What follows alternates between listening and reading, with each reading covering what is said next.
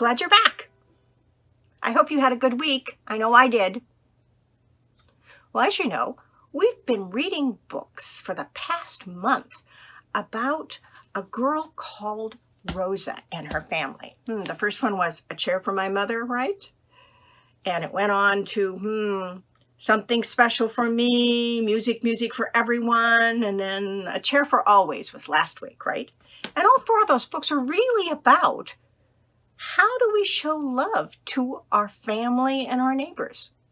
What are the kind of things that we do, right? And the reason we were reading those books is that we've been thinking about those two most important things that Jesus said God would like us to do. And number one was, remember, love God with all your heart, all your soul, and all your mind. And number two was love your neighbor as yourself, right? And the Rosa books were about showing how do we love our neighbor? How do we love our family? Well,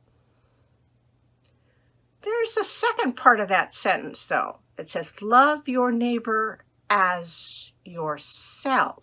Well, what if you don't love yourself? What if you don't even like yourself? How can you love other people then? What do you do then if you feel bad about yourself? It can be really hard then to love other people, right?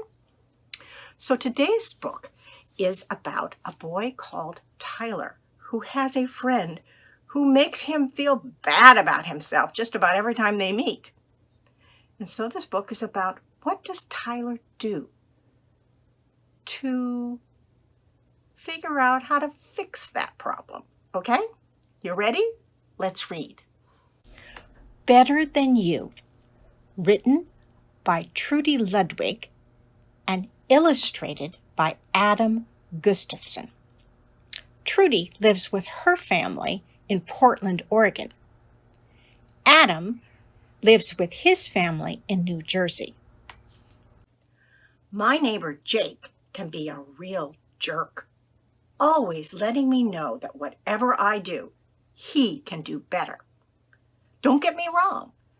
Jake is great at practically everything he does, especially sports. Me, not so much. I mean, I know I'm good at writing stories and playing the guitar, but when it comes to basketball, I have to practice a lot just to be a decent player. The jerky side of Jake first started to bug me when I was trying to learn how to do a layup. For weeks, I'd been working on leaping, aiming, and shooting like an NBA star. I even got my older brother Iggy's help. I was so excited when I could finally do it that I went over to Jake's house to show him. "Hey, Tyler, what's up?" said Jake. "Check this out. I can do a layup." After I showed him the move, he grabbed the basketball from me and said, "Yeah, well, I bet you can't do this." Then Jake did a perfect hook shot. He couldn't just say, "Cool, Tyler," or "Great job, you nailed it." Nope, he had to outdo me. Who am I kidding, I thought. I'll never be great at basketball. Why even bother trying? Late Tuesday morning, I was in the middle of showing Charisse my new music player when Jake came over. "What's that?" he asked. "It's a sound launch," replied Charisse. "Tyler just bought it." "You're kidding. A sound launch? You should have gotten a Tonnage 300, said Jake. Then he went on and on about all the great things his music player could do that mine couldn't. I just stood there, thinking of all the places I'd rather be than right there with Jake. Today, we had a math test. I hate math. It's my hardest subject. My hands get all sweaty, and my brain turns to mush whenever I try to solve the problems. Do you know what was worse than taking that test? Having the teacher tell you that the kid to your right would be grading it. And since I sit next to Jake, he got to check my answers. "Geez, Tyler, I can't believe you got some of these problems wrong," he said. "This test was so easy. I must be like 5 times smarter than you in math." There should be a law that kids don't get to grade each other's tests. Stupid test. Stupid me. When I came home from school, I threw down my backpack, headed to my bedroom, and slammed the door. "Hey, Tyler," called Iggy from downstairs. "Uncle Kevin's here." When I didn't go say hi to Uncle Kevin, he came upstairs. "Why you holed up in your room?" he asked. I didn't say anything and just kept tossing my basketball up in the air. "You know, Tyler, one of my favorite ways to get rid of the blues is to play 'em," he told me. We went out to the front porch and started strumming away. Uncle Kevin was right. Playing the guitar did help me feel better. But it still didn't solve my problem with Jake. After a while, Uncle Kevin asked, "Did you have a tough day at school?" "More like a tough month," I grumbled. "My friend Jake's been getting on my nerves a lot lately." I know he's better than me at a bunch of stuff, but he doesn't have to rub it in my face all the time. I feel like such a loser when I'm around him. Uncle Kevin nodded as he strummed some more chords. "Is Jake like this around your other friends, too?" I thought about it for a minute. I remembered hearing Carlos tell Oscar at baseball practice that he was sick of Jake's bragging. "He thinks he's better than us," said Carlos. "Yeah, what a show-off," agreed Oscar. So, it wasn't only me that Jake treated this way. The other guys were getting fed up with him too. Maybe it wasn't my fault after all. Maybe it had more to do with him than with me. I shared this with Uncle Kevin, and he told me that people like Jake are a lot like the pufferfish we saw at the aquarium last summer. They puff up their bodies to make themselves bigger than they actually are. It's a way of protecting themselves from potential enemies, he explained. But when a kid acts like a pufferfish, he takes up so much space that he can also push away friends.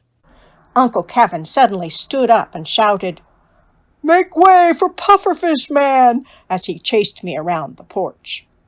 Mom almost had a heart attack when she came face to face with Pufferfish Man. After Uncle Kevin left, I biked to the schoolyard. When I got there, Jake and Nico, this new kid on my street, were on the field throwing a frisbee. "Hey," I said, nodding in their direction. "Can I play too?" "Sure," they both said.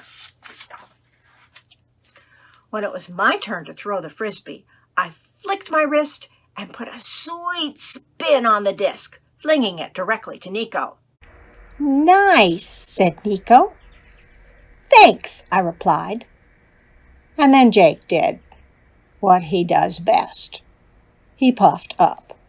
"That's nothing," he said. "Look what I can do."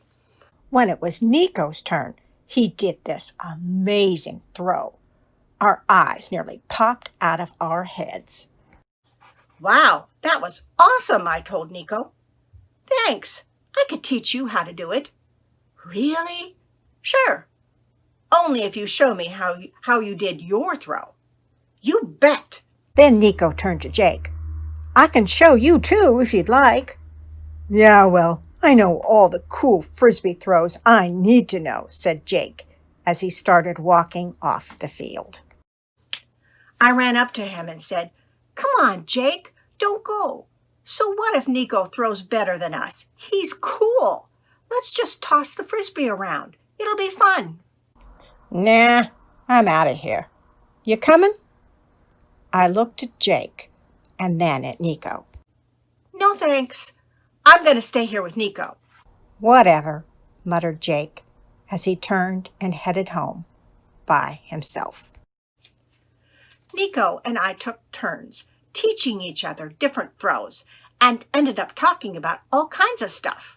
I found out that Nico just got a guitar for his birthday, so I offered to teach him to play.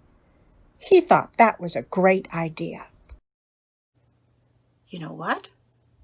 I have a feeling that Nico and I are going to be really good friends. The end. Well, that was an interesting story, wasn't it? Huh. Have you ever been around a kid like Jake who just let you know that they were better than you and could do anything better than you in every possible way, and that everything they owned was cooler or more expensive or just nicer than anything you had? How did that make you feel? I think all of us have been around people like Jake. Huh. And what did you think of what Uncle Kevin shared with Tyler about why he thought Jake maybe was acting that way? Remember, what did he compare Jake to? A pufferfish, right? A pufferfish trying to protect himself. And we never learned in the story what was going on in Jake's life that maybe made him feel like he had to be that kind of bully or boaster, right? And Tyler, did you notice that at the end of the book, Tyler wasn't able to stop Jake from saying boastful things or hurtful things, right? But what was Tyler able to do? I think he was able to not take those harmful, hurtful things so personally, right? He kept trying to remember, Jake's acting like a what? A pufferfish, right? And just kind of let things go. Now, what about Tyler and his new friend, Nico? Are they going to become good friends? Why do you think they might be?